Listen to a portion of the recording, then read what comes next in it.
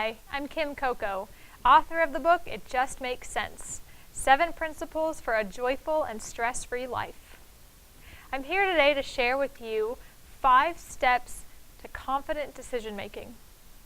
Now, granted, I understand that you have hundreds of decisions that you make on a daily basis. Everything from what time you're going to get up, what you're going to wear for the day, what you're going to eat, how you're going to interact with people. The list goes on and on and on, and I understand that. However, there are times when you don't know what to do. Or maybe you have a decision that you've made, but you don't feel 100% confident with it. This process, or these 5 steps, are designed to help you increase your confidence in the decision making you make every day, and then also have you have a lot more fun in the process. When you know what decisions you're going to make, and you start moving towards that direction, towards the outcome you've decided, there's a lot of energy and power in that. That being said, if you meander in that indecisive space, it takes a lot of energy that you have internally, and it starts to drain it. So the goal of this is to stop unwanted energy drains, help you feel more confident in moving forward with the decision, and hopefully making the process of decision making a little easier so that you're ready to go regardless of what the exact choices in front of you may be. So let's check this out. Number 1, know your values. I know Steve talked about this a while back. Your values are the guiding principles that you use to make the decisions in everyday living. The values that you have are integrity, honesty, friendship, caring, worthiness. There are lots of value words that help you move forward and make the decisions you're going to make. From how you treat your body, to how you're going to feel, to maybe which people you're going to interact with every day, to the kinds of learning you're going to do to keep your mind and your body young. The values that you hold are really the spiritual aspect of who you are. It's understanding that those values, those guiding principles, really affect all of the other areas of your life. And so when you know your values, it makes the decision-making process that much easier. You don't even need to think about it. If you're walking into a store and there's somebody behind you, it's not like you walk in the door and let it close behind you. Caring for other people might be important.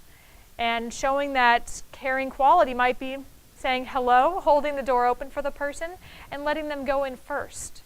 Or, it might be someone saying something mean to you, and you recognize that you don't have to take it personally. So maybe it affects how you interact with this person and what you say next. The values that you hold will make a difference.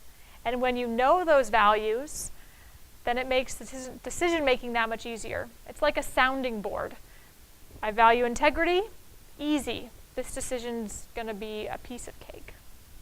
So know your values. Know why you're making the decisions you're making. It'll make things a lot easier. Number 2, know your environment. It's one thing to know who you are in the process.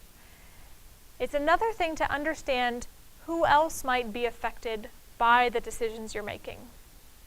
A really, famous story that I've used in the past, I don't know if it's famous to the world, but it's a client I had who was making a decision to make changes in how she ate.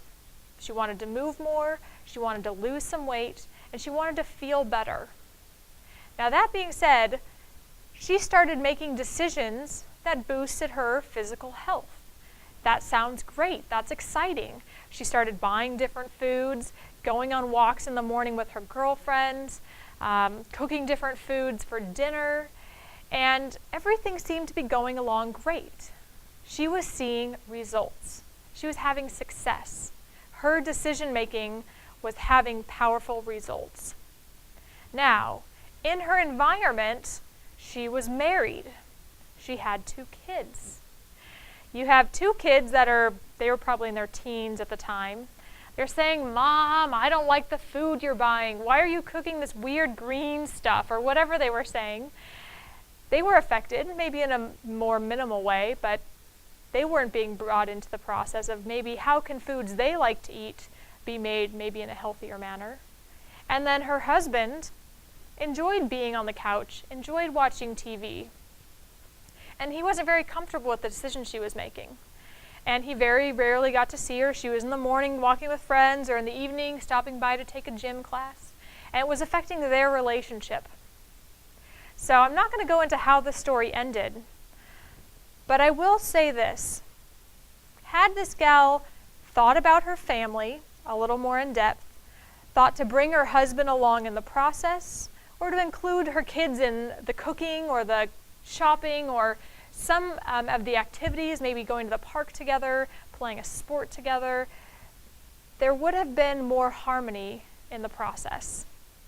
So when you are going about making a decision, who's in your building? Who's in your office? Who's in your team? What family members do you have to consider? And when I say know your environment, or at least take into consideration how other people will be affected, it's not saying I'm going to think of their greater good over me. It's not saying you have to be a martyr and put other people first. It's saying that you're willing to find solutions where everybody can win. And that's really, really great.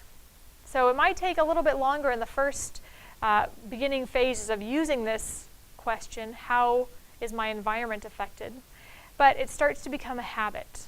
And it can really make the later results down the path a little more manageable. You might have less fights, you might have a little more harmony. There are lots of positive benefits you can have by just understanding the bigger picture before you take action. Okay, number 3.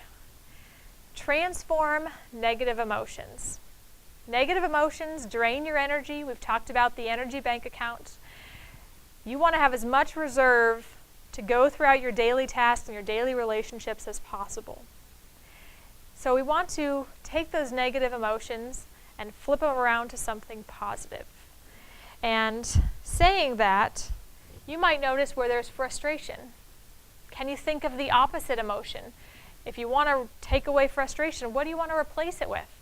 Maybe it's acceptance. Or perhaps you're feeling anger, and you want to get rid of the anger and maybe have some love or some forgiveness. Or perhaps you're feeling discouraged.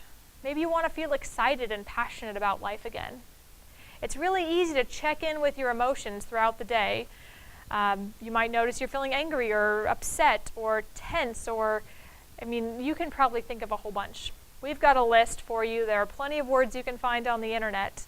But if you just take a mental note or even write a physical note, what emotion am I experiencing? And then what would I like instead? And then focus on that positive attribute and how you can take that into those next interactions. How can you take a situation that's frustrating, where your options might seem limited, to where you can accept the situation and find a possibility that's going to work for you in the best way possible. So get rid of the negative emotions as quickly as you can. They drain your energy, and start moving into a place where you have control and power. Okay, number 4, step 4, we want to minimize the risk. And that means asking some questions. It means thinking, where do I have holes? Where do I feel doubt? Where do I feel unsure? Because oftentimes that's what holds us up in the decision-making process.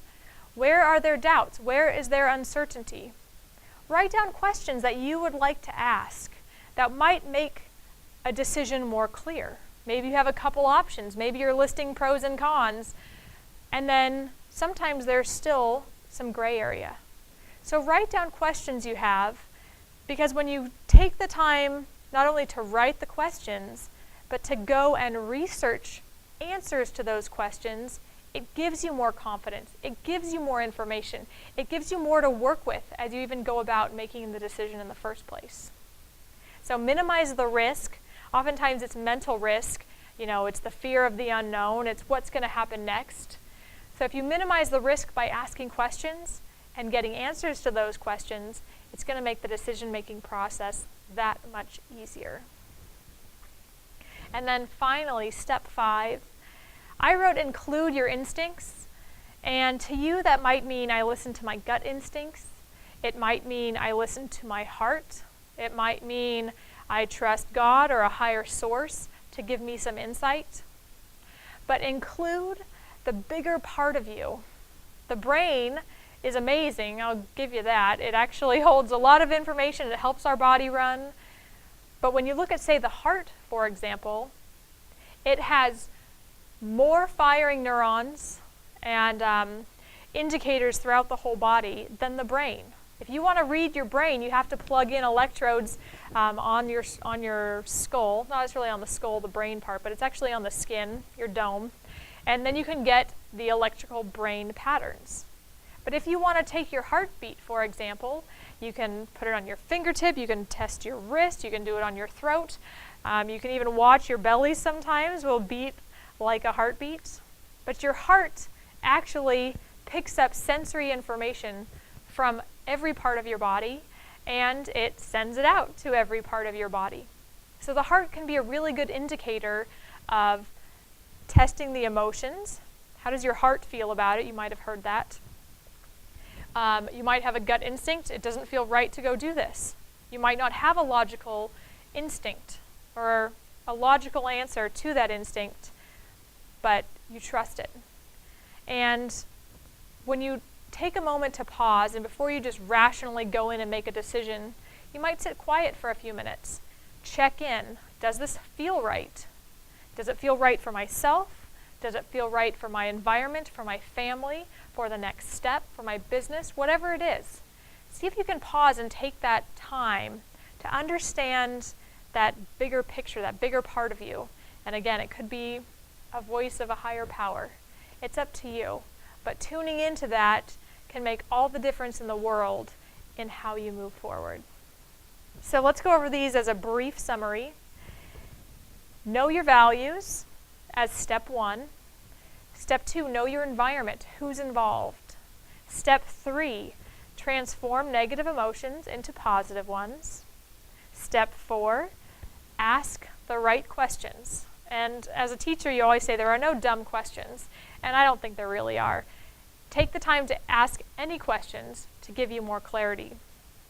And then step 5, trust your instincts. Include your instincts in the process, the heart, the gut, that inner knowing. Allow it to help in the decision-making process.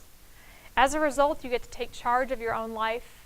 You have more energy to put towards things you really want to do and love to do, as opposed to those unwanted, wavering decisions that you might not know what to do.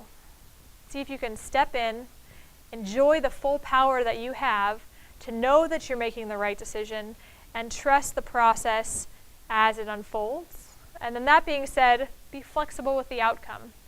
You have the ability to make changes down the road. The future is not set in stone. So if something doesn't go as planned, you have the ability to make a change. You can redirect your path and start this whole process over again with some new set of choices. So enjoy these 5 steps of decision making and see how it works in your daily life.